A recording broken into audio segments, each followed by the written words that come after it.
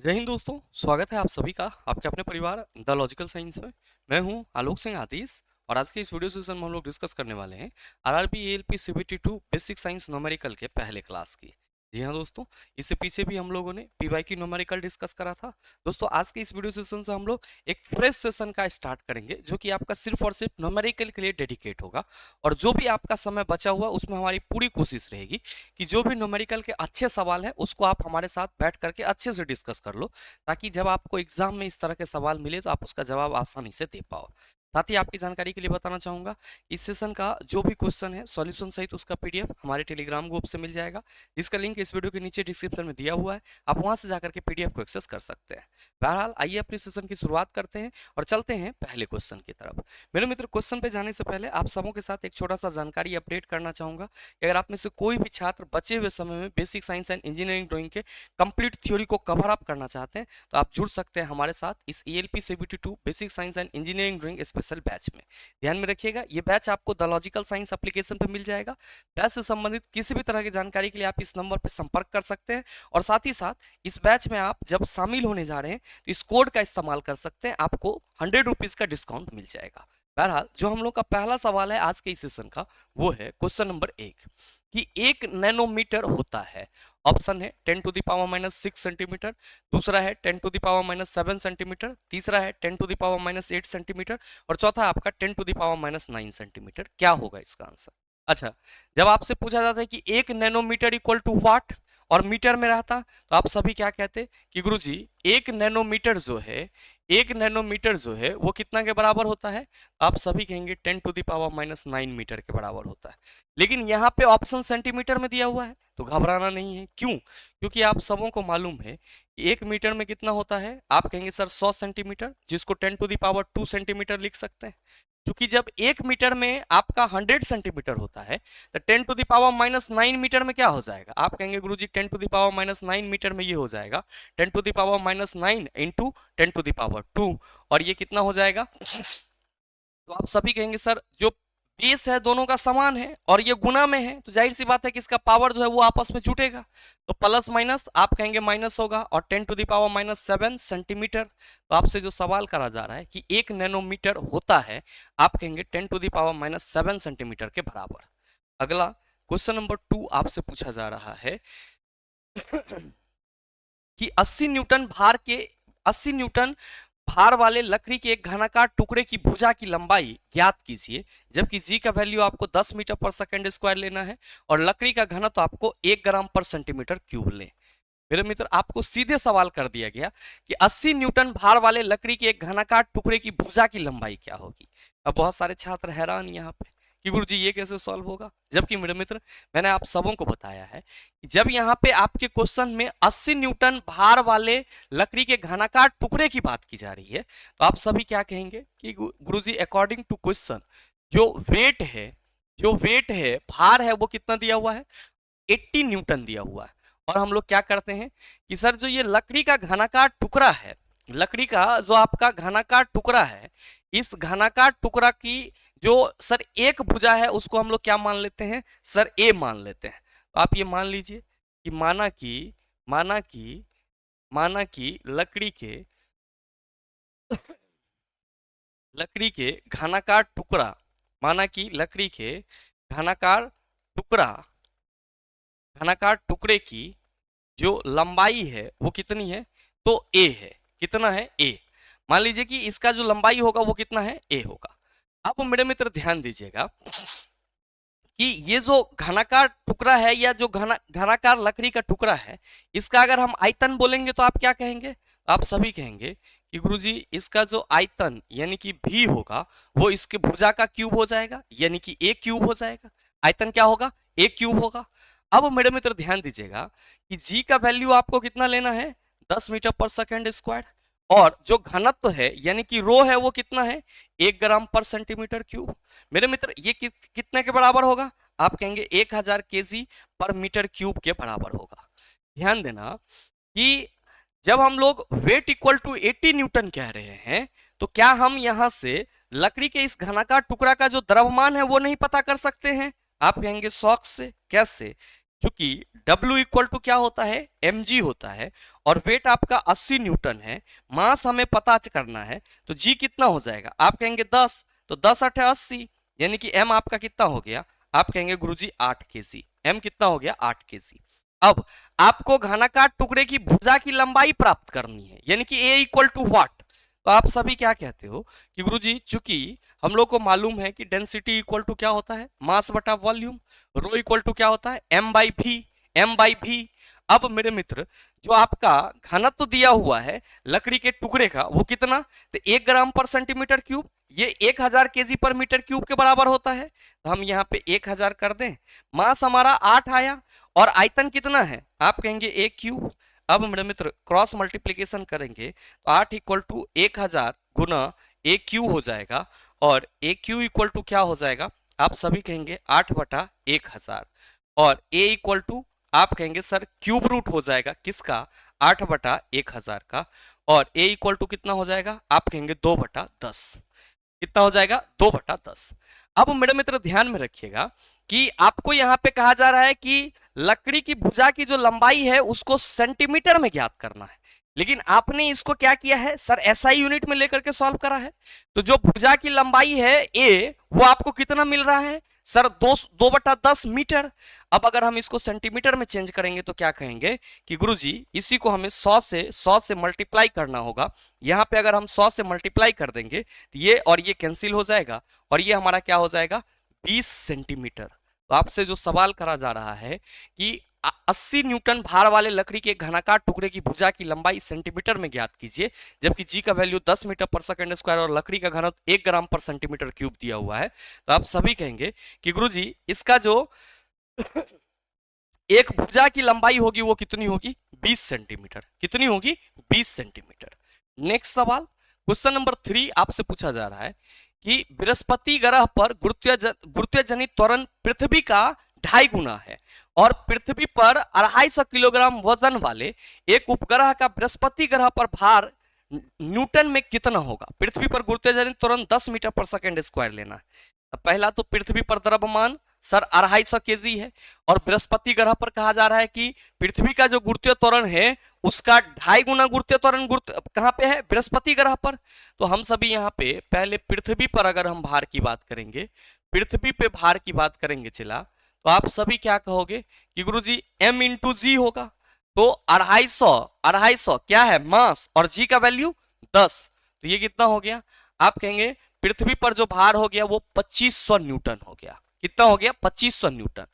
चूंकि आप सभी कहते हो कि W equal to m g होता है, और जो वेट है वो गुरुत्वीय त्वरण पर डिपेंड करता है, और गुरुत्वीय त्वरण जो आपका बृहस्पति ग्रह पर हो रहा है वो पृथ्वी के गुरुत्वीय त्वरण का 2.5 गुना हो रहा है।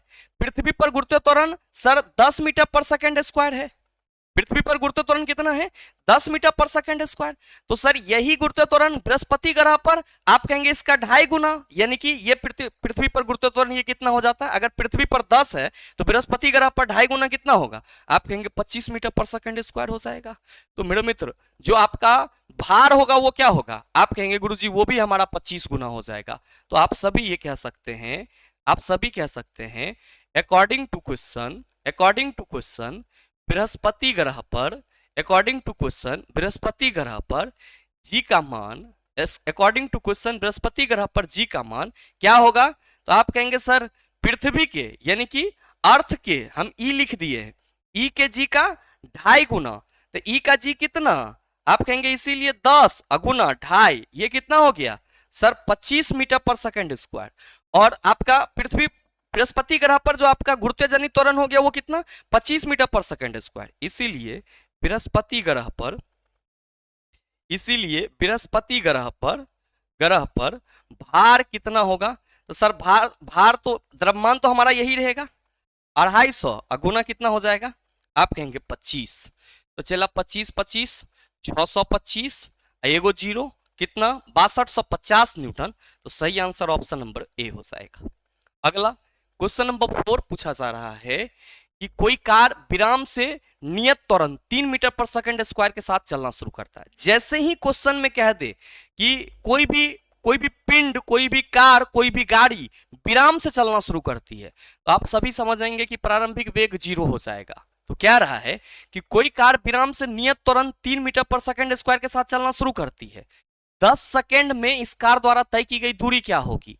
यानी कि ए आपका 3 मीटर पर सेकंड स्क्वायर है और टी आपका 10 सेकंड है और एस पूछा जा रहा है। क्या कहोगे कि गुरुजी चूंकि यू हमारा 0 है तो s equal to half t square ले लेंगे हम लोग और क्या कहेंगे कि एस इक्वल टू हमारा हाफ इंटू ए और टी का स्क्वायर करेंगे तो ये हमारा 100 हो जाएगा और 50 दूना 100 और एस इक्वल टू क्या हो जाएगा? आप कहेंगे 150 मीटर। तो चला जी, right answer of this question is option number D.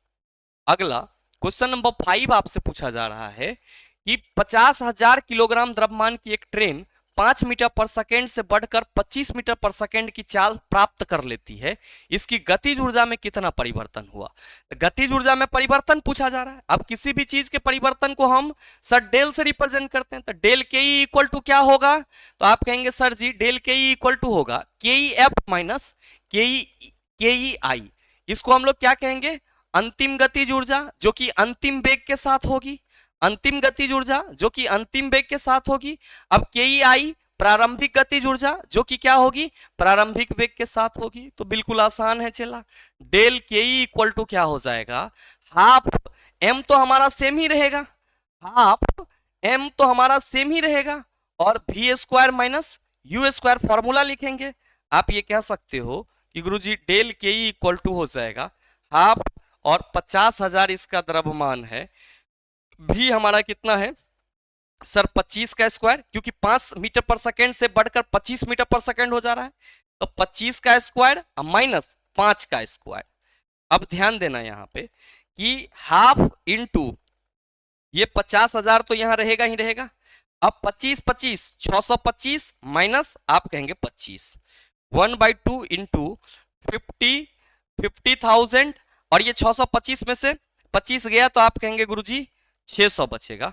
और ध्यान दीजिएगा ये यहां से कैंसिल होगा, 300 दूना 600 और आप क्या कहेंगे कि 4 जीरो यहां है और 2 जीरो यहां है तो आप सभी कह सकते हैं कि ये वैल्यू हमारा 15 into 10 to the power 6 joule हो जाएगा। और मेरे मित्र 15 into 10 to the power 6 joule है और 1 mega joule 10 to the power 6 joule के बराबर होती है। ये पूरा वैल्यू हमारा क्या कहलाएगा? आप कहेंगे गुरुजी 15 mj मेगा जूल कहलाएगा। तो सही आंसर हमारा ऑप्शन नंबर सी हो जाएगा। सवाल बहुत ही बेसिक लेवल के हैं लेकिन मेरे मित्र इसमें क्या है? यूनिट का अंतर है। और बेसिकली आप एएलपी सीबीटी 2 का एग्जाम देने जा रहे हो तो कहीं ना कहीं आपके लेवल का चेक करना है एग्जामिनर को। तो लेवल कैसे चेक होगा? तो सर यूनिट में फर्क दे करके। अब बहुत सारे छात्र जो इसका प्रैक्टिस नहीं किए हुए हैं वो कहीं ना कहीं यहाँ पे फंसते हुए नजर आएंगे कि गुरुजी मेगा जूल कैसे हो गया, जबकि सिंपल सॉल्यूशन है, आप इसके थ्रू आगे बढ़ सकते हैं। अब नेक्स्ट सवाल क्वेश्चन नंबर 6 पूछा जा रहा है कि उस पंप की दक्षता जिसकी जो मतलब आप कह सकते हो आईएचपी है, आईएचपी मैंने आपको बताया है इंडिकेटेड हॉर्स पावर कितनी है सर? शक्ति दर 400 वाट है, जो 10 मिनट में 500 केजी पानी को 30 मीटर तक ऊपर चढ़ा सकता हो।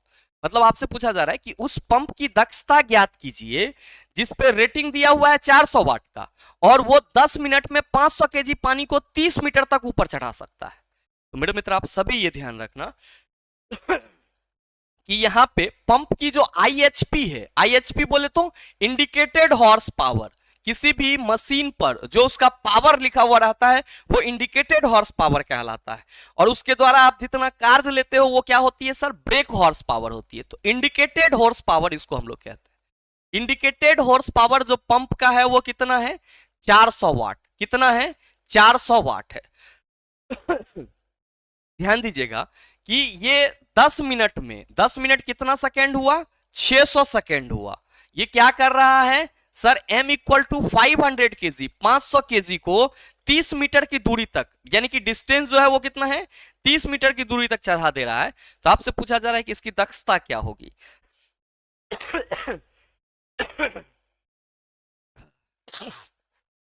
थोड़ा सा तबीयत खराब है चला, जिस वजह से आपकी क्लासेस जो है वो बहुत ज्यादा मिस हो रही है। आवाज इतना ज्यादा फटा हुआ है कि आपको भी लग रहा होगा और सर्दी खांसी से तो मन एकदम बेकल है चला, लेकिन फिर भी आपका एग्जाम है तो कहीं ना कहीं पढ़ना तो पड़ेगा। ध्यान देना कि जी का वैल्यू कितना लेना है, 10 मीटर पर सेकेंड स्क्वायर लेना है। अब मेरे मित्र, ये जो आपका ये जो आपका 10 मिनट में 500 केजी पानी को 30 मीटर तक चढ़ाया जा रहा है, इस दौरान कार्य कितना होगा? तो आप सभी कहेंगे कि गुरुजी जो कार्य होगा वो तो हमारा W equal to f s से पता चलेगा। किससे? W equal to f s से। और ध्यान देना कि F आपका कितना है, तो आप सभी कहेंगे कि गुरुजी यहाँ पे जो F होगा, हमारा जो बल होगा, वो कैसे पता चलेगा? तो 500 केजी पानी को गुरुत्वाकर्षण के विरुद्ध 30 मीटर तक ऊपर चढ़ाया जा रहा है, तो F हमारा mg के रूप में आएगा। ये जो F है ये किस रूप में आएगा? mg के रूप में। और विस्थापन तो हमारा 30 मीटर होगा ही होगा। तो क्या कहेंगे कि गुरुजी किया गया कार्य m जो है वो कितना है? आप कहेंगे 500। g का वैल्यू कितना लेंगे? चला 10। और d आप कहेंगे सर ये s का काम करेगा तो ये हमारा 30 हो जाएगा। गुना कितना हो जाएगा? 30। ध्यान देना, ये कितना हो जाएगा? आप कहेंगे सर ये हो जाएगा हमारा 5 तिया 15 और 2 एक 3 और एक 4, यानी कि 15 गुना 10 पावर आपका क्या हो जाएगा? आप कहेंगे सर 10 पावर 5, 2 एक सॉरी 10 पावर 5 कहां से आएगा? चला 10 टू दी पावर 4 होगा, 2 2 4, तो 15 into 10 to the power 4 joule क्या हो गया? आप सभी कहेंगे कि गुरुजी हमारा किया गया कार्य हो गया। किसके द्वारा? पंप के द्वारा। अब मेरे मित्र पंप ने इतना कार्य किया कितना देर में? तो सर ये 600 सेकेंड में इतना देर कार्य किया। 600 सेकेंड में इतना देर कार्य किया। तो पंप को इतना कार्य करने में कितना शक्ति लगा? तो आप कहेंगे गुरुजी पावर इक्वल टू तो हम सबों को मालूम है कि W बटा टी होता है, वर्क बटा टाइम होता है। तो वर्क जो इन्होंने किया है वो 15 into 10 to the power 4 joule है, और जो हमारा समय है वो कितना है? तो सर जी 600। अब मेरे मित्र ध्यान दो कि अगर हम इसको आसान बनाएं तो 15 इंटू 10 टू दी पावर 4 बटा ये जो 6 है इसको हम 6 इंटू 10 टू दी पावर 2 ना लिख सकते हैं? आप कहेंगे काहे नहीं? तो ये आपका 2.5 6 15 हो गया, और 10 टू दी पावर 4 ऊपर है, मतलब 10 पर 4 गो जीरो है, नीचे 10 पे 2 गो जीरो है। अब 1 पे 2 गो जीरो है, तो क्या कहिएगा कि गुरुजी ये 10 टू दी पावर 2 ऊपर जाएगा तो 10 टू दी पावर 2 ही बचेगा, मतलब 2.5 इंटू 10 टू दी पावर 2 क्या हो गया? आप कहेंगे कि गुरुजी ये वाट यानी कि शक्ति हो गई। किसका? सर पंप का। मतलब पंप जो 500 केजी पानी को 10 मिनट में 30 मीटर तक की दूरी पर चढ़ा रहा है, तो उस दौरान उसकी शक्ति कितनी व्यय हो रही है? 2.5 इंटू 10 टू दी पावर 2 वाट। कितनी हो रही है? 2.5 into 10 to the power 2 watt. अब मेरे मित्र आपको क्या निकालना है? पंप की दक्षता। और याद रखिएगा कि पंप की दक्षता को हम लोग इफिशियंसी को एन से रिप्रेजेंट करते हैं, और ये क्या होगा? बीएचपी बटा आईएचपी, यानी कि ब्रेक हॉर्स पावर बटा इंडिकेटेड हॉर्स पावर इंटू 100। क्या कहोगे? कि जो हमारा पावर आया है, जिस इससे जो शक्ति मिली है वो कितना? 2.5 इंटू 10 टू दी पावर 2, और जो पंप का पावर रेटेड है वो कितना है? सर जी 400 वाट। और ये कितना हो जाएगा? आप कहेंगे 100। और मेरे भाई ध्यान देना कि ये 00 और ये 00 कैंसिल हो जाएगा, और आप सभी जब इसको सॉल्व करेंगे तो ये क्या कहेंगे कि सर जी 2.5 और 100 है, 2.5 इंटू 10 टू दी पावर 2 है तो 100 ना हो गया। चला पॉइंट हटाओगे तो ये जीरो इसके साथ कैंसिल होगा, ये कितना होगा? आप कहेंगे 25 ना है 250, यानी कि 250 बटा 4, 250 बटा 4, और ये आपका 62.5 के समथिंग आएगा। 62.5%। 62.5 कितना सर? प्रतिशत। 5 का 20, 4 दूना 5 का 20 हो जाएगा, और 4 दूना 8, 4 1 मिनट। 250 को आप डिवाइड ही कर लो, शायद 4 छाके 24, 5 में से 4 गया 1, और 4 दूना 8, फिर पॉइंट हटाओगे, ठीक है 62.5। सही आंसर आपका ऑप्शन नंबर सी हो जाएगा। सही आंसर कितना हो जाएगा? ऑप्शन नंबर सी।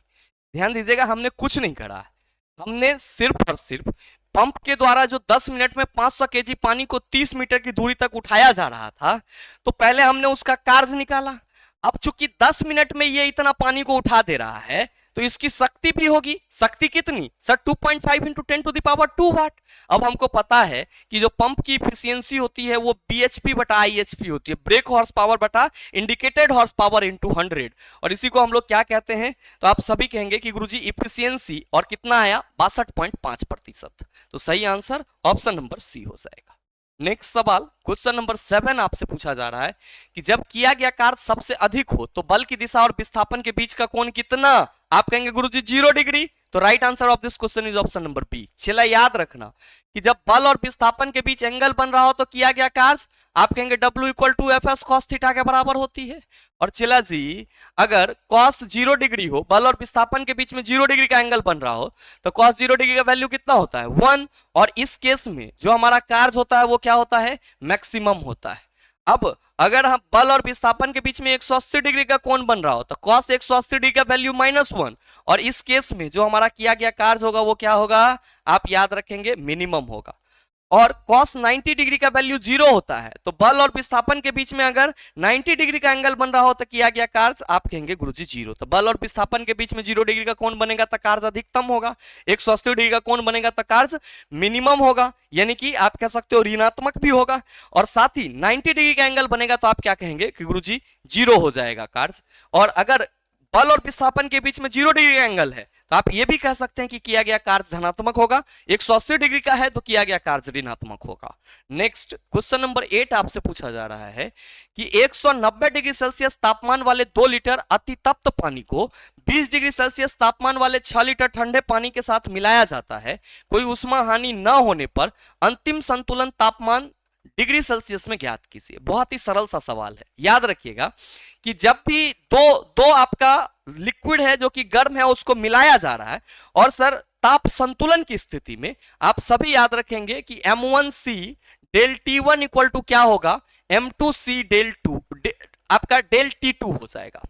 अब 190 डिग्री सेल्सियस तापमान वाले 2 लीटर अतितप्त पानी को 20 डिग्री सेल्सियस तापमान वाले 6 लीटर ठंडे पानी के साथ मिलाया जाता है। तो भाई मेरे T1 आपका कितना है आप कहेंगे 190 डिग्री सेल्सियस और M1 आपका कितना है तो कह रहा है सर 2 लीटर। तो ये इसको आप 2 केजी समझेंगे या 2 मान लेंगे, ठीक है। अब अगर हम T2 की बात करेंगे तो 20 डिग्री सेल्सियस हो गई और यहाँ पे आपका जो मतलब पूरा मास है M2 है वो कितना है सर 6 है। और मेरे मित्र M1 के जगह 2 दीजिए और आपका स्पेसिफिक हीट अगर वाटर के लिए ले रहे हैं तो आप सभी कहेंगे गुरुजी 1 कैलोरी लेंगे। और मेरे मित्र आप सभी ये ध्यान रखिएगा कि यहाँ पे M1C क्या है स्पेसिफिक हीट है तो M1C का वैल्यू हम 1 ले रहे हैं तो आप कहेंगे 1 को लिखो या ना लिखो। अब डेल T है तो डेल T में हमारा 190 और ताप में परिवर्तन हो रहा है तो इसको हम लोग T मान लें 2 इंटू 190 डिग्री माइनस T। अब इक्वल टू क्या हो जाएगा तो आप कहेंगे M2 गुरुजी 6 है और फिर हमारा जो टेम्परेचर है वो 20 डिग्री सेल्सियस है तो क्या कहेंगे T माइनस 20। अब ये हो जाएगा 180 minus 2T equal to 60 minus क्या हो जाएगा 120। ध्यान देना कि अगर हम 180 है ये और 180 हाँ ठीक है 90 दूना ये 180 कैसे होगा चला 19 दूना 38 380 हो जाएगा ना 380 minus 2T equal to 60 minus 120।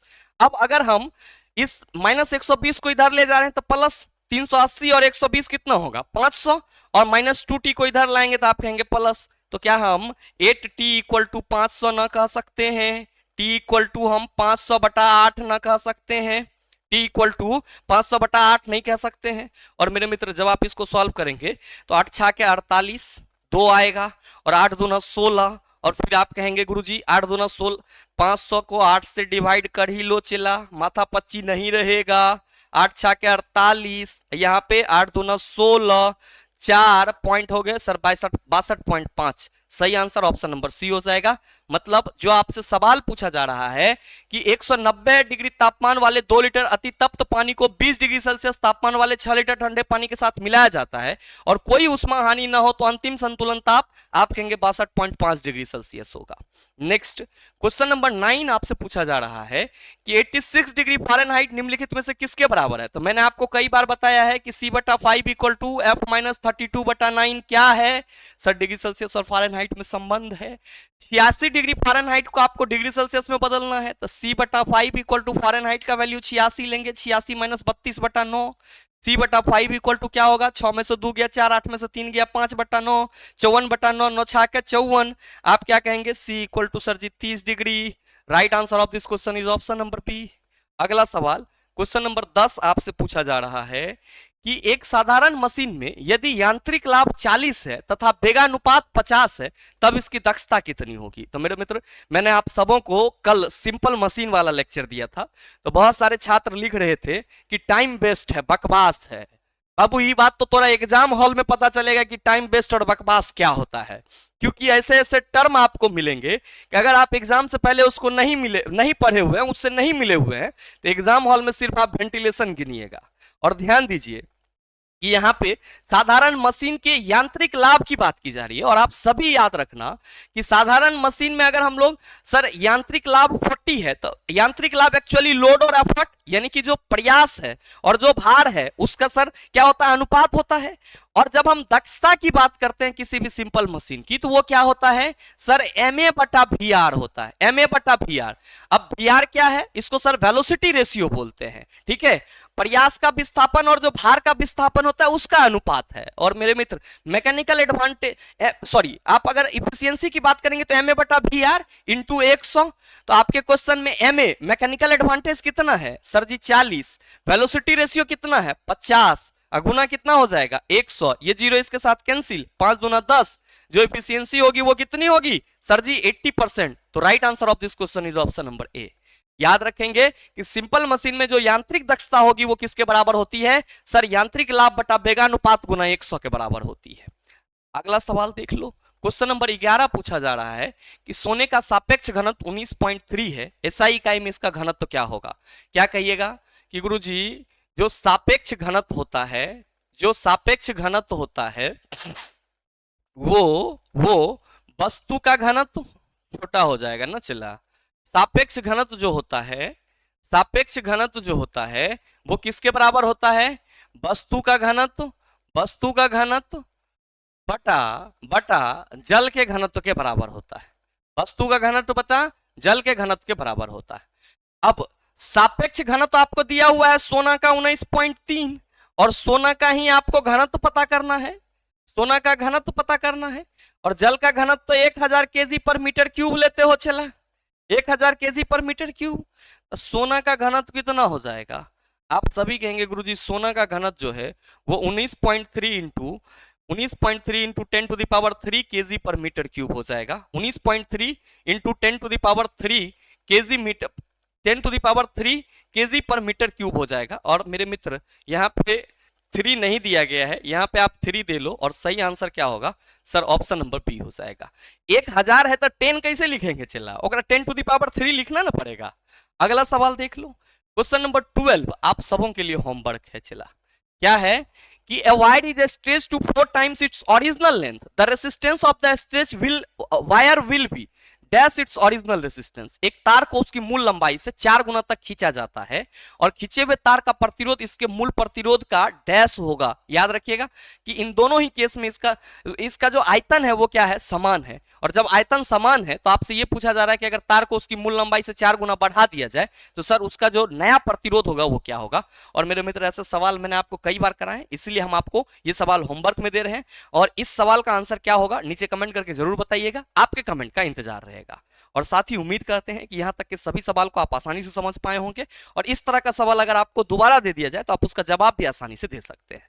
साथ ही उम्मीद ये भी करते हैं कि ये वीडियो आप सबों को अच्छा लगा होगा। अगर आपको अच्छा लगा तो वीडियो को लाइक कीजिएगा, ज्यादा से ज्यादा अपने दोस्तों के साथ शेयर कीजिएगा, और अगर आप चैनल पर नए हैं तो सब्सक्राइब करके बेल आइकन दबा लीजिएगा ताकि इस तरह के एग्जाम रिलेवेंट वीडियो का नोटिफिकेशन सबसे पहले आपके पास पहुंचे और आप उसको सबसे पहले देख पाओ। मिलते हैं फिर अगले सेशन में, तब तक के लिए best of luck, thank you, have a nice day.